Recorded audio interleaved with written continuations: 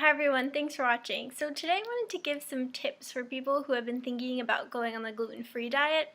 I've noticed it's all over the news. When you go into Barnes & Noble, there's a whole table just covered in books. And first of all, just a quick disclaimer, if you're going gluten-free for any sort of medical reasons or you have celiac disease, this is definitely not for you. Please consult a medical professional. This is kind of more aimed at just the general public who maybe heard, oh, I felt so much better, or I lost 10 pounds, or it makes your brain go unfoggy, and just kind of my experiences with trying the diet and kind of what will make you succeed in it and what will definitely make you crash. So if you're interested, stay tuned. Lots of different gluten-free diets and diets where you get rid of what they call white things, so white flour, white sugar, and you just go on the internet and find a million articles telling you how it's so bad for you and it's clogging up your brain and you're going to feel so much better if you cut all them out. But I felt like the problem with most diets is I decided last summer to do this because I had a friend who told me like all the benefits she had, and I've been hearing about it, and I had this wedding I was going to be in. I was feeling really self-conscious, and I was like, okay, obviously my problem is I'm eating all these carbs and that's what's making me fat. But like with anything, it's never just one thing. So just cutting out gluten products or products with gluten will not help you lose weight or fix everything. And the problem is, what the biggest stumbling block is that there are specific gluten-free products. So since you can't really have bagels and muffins, is you go and buy those products. And at first it's kind of fun. You get to go to the store and fill up your cart and get all of these like fancy looking gluten-free cupcakes and gluten-free muffins. But the problem is just because it's gluten-free doesn't mean it's healthy. It still usually has a lot of like fat and sugar in it. And my issue I was just thinking, I can't have bread, I need bread substitutes, instead of thinking, what are ways I can bring in alternatives to bread and all of those products, which is actually what makes you get healthier and lose weight. So when I went on this diet, I spent like $50 to get not even a ton of groceries, and I got my gluten-free pizza and all of these things, and for like a few weeks I managed to keep it up, but then at the end I was just craving McDonald's and pizza and all the things I'd been missing, and I just ended up abandoning it and not going anywhere with it. Is to replace one thing on your dinner plate with a vegetable dish. So maybe have 2 vegetable dishes with dinner instead of just one, and then have your protein. And then after you get used to that and you kind of come up with some good veggie recipes, is you're actually going to start feeling better. I noticed a difference. I got like a little bit more energy, and I guess because I actually had vitamins and minerals and all of the good things you need. So I think that's one of the big things when people say, oh, I got gluten and I felt so much better and my brain had so much more energy. It's really that if you're doing it right, you're probably just eating a lot more fruits and vegetables, which scientifically proven is good for you.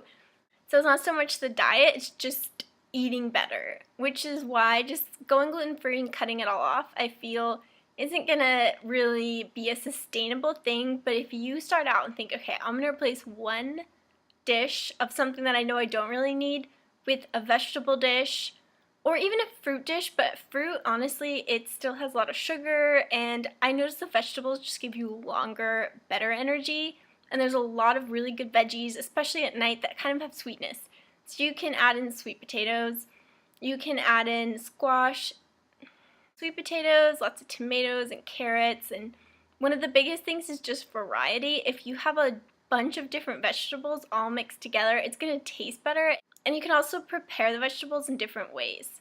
So I know we usually salads, which is one of the most popular ways, but for vegetable side dishes, you can do sauteed vegetables, you can do roasted vegetables, you can grill them. So that's another way to avoid that feeling that you're just eating a bowl of leaves, is you can do a salad, and that's really good, and just throw in a bunch of stuff in the salad, but then also have another vegetable that maybe you've prepared in a different way. Especially if it's cooked or roasted, it'll kind of have a little bit of a meaty feel, which is why a lot of people like to eat things like mushrooms or have mushroom burgers, is you get that, what is called umami, is like the 5th taste, is that meat taste. So it'll still be really satisfying, and you're going to get much better energy and more vitamins and minerals. So after you've done a week or 2 of that, is you can bump it up. So maybe now replace 2 things where you would normally have a starch or a carb or bread, and instead replace that with a vegetable or fruit dish. So the idea is this is just a gradual, sustainable lifestyle change, and when you're not just immediately saying, I can't have this, which will just make you want to have that, if you just say, okay, I'm going to be smart about this, and I'm going to replace one of my normal pasta or rice dishes with some vegetables. And then if that works for you, and once you feel comfortable, you can move on to 2. And then maybe you can move on to 3. So the idea is you don't have to just say, I'm not allowed to have pizza or I'm not allowed to have anything at all, because then you're just going to crash. So if you allow yourself maybe that morning bagel that you just love so much, and then just know, okay, at dinner I'm substituting in extra vegetables for something else, it's not going to leave you feeling deprived, and you're going to love the energy boost you get from all the extra vegetables and fruits so much that you won't feel like you're on this horrible diet. The little ways you can do this. So what I've started doing is, instead of adding croutons on top of salad, because I love that kind of crunch and just they're a little bit more substantial, is I started putting crushed walnuts on, and you still get that crunch feel, and walnuts really have a lot of good protein for you. So that's another way of just doing little small substitutions that aren't big and scary and just help you keep up with that. So instead of going out and buying a $9 package of muffins because they're gluten-free, you can take that $9 and go buy some fruits and veggies and just incorporate them in. If you're not really into cooking and you're saying, well, that sounds great, but I know I'm just going to end up eating salads, I mean, you could just add one cooked thing to a salad.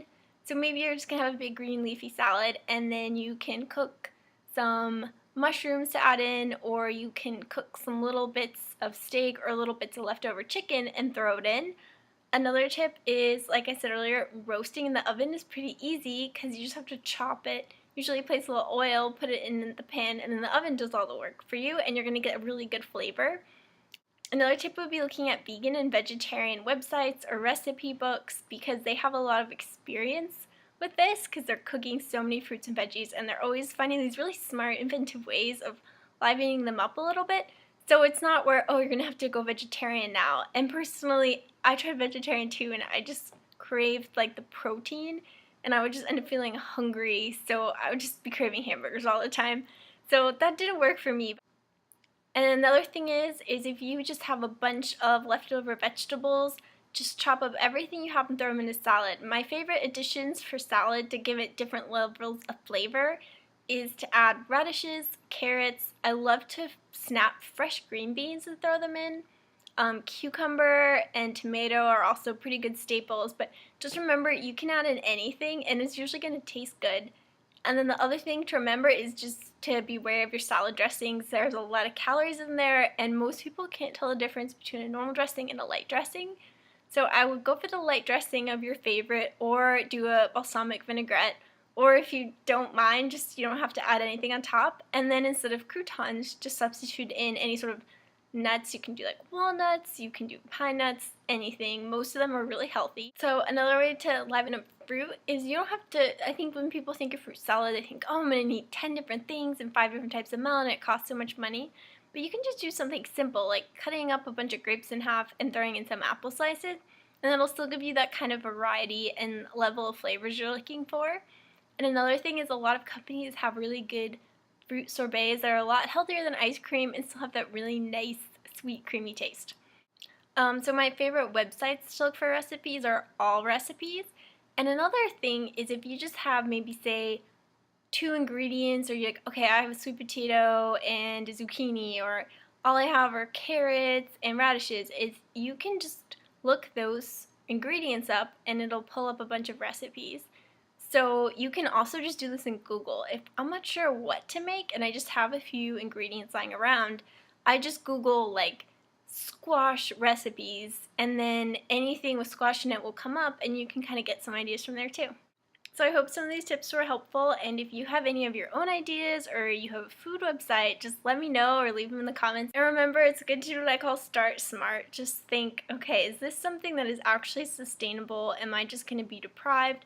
So just everything in moderation. If you're looking at gluten-free or even vegetarian dishes, you can take the same philosophy of, okay, maybe I can't cut out all meat or all animal products, but I can substitute it in something that follows those diet guidelines. So I hope I was able to give you 1 or 2 good ideas. If you have any questions about recipes, I love to cook and I would be happy to share them with you, so just let me know, and happy eating, everyone!